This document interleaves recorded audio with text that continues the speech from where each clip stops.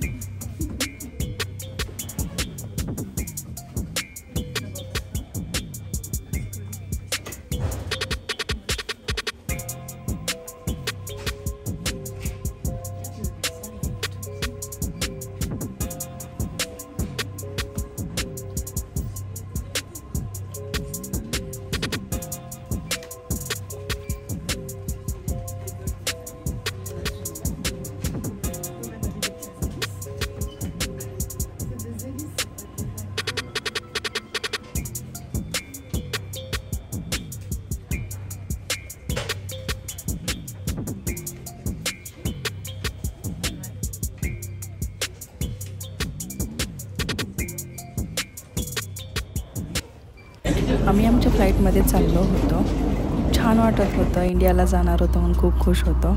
ह्यावेळी माझी window seat होती आणि बोर तर अजिबातच होणार नव्हतं, कारण प्लेनमध्ये मूवीजचे इतके सारे ऑप्शन होते की कोणता बघायचा आणि कोणता नाही समजतच नव्हतं।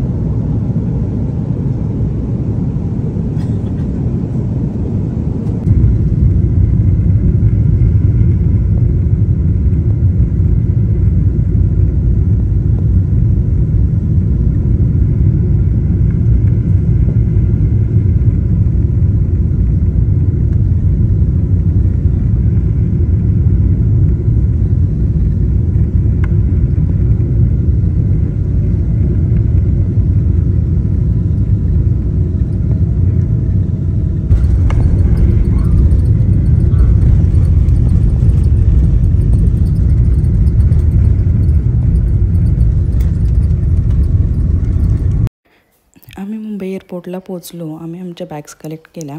कॅब बुक केली होती. थोड्याच वेळात आमची कॅब आली.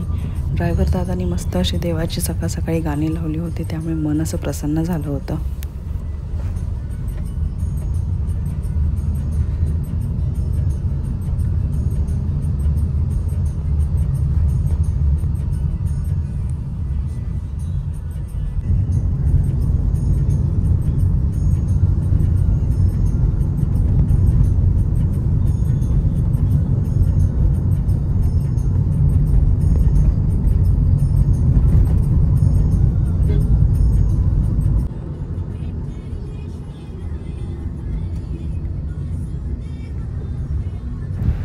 तर हे होती आमची युरोप ते इंडियापर्यंतची जर्नी.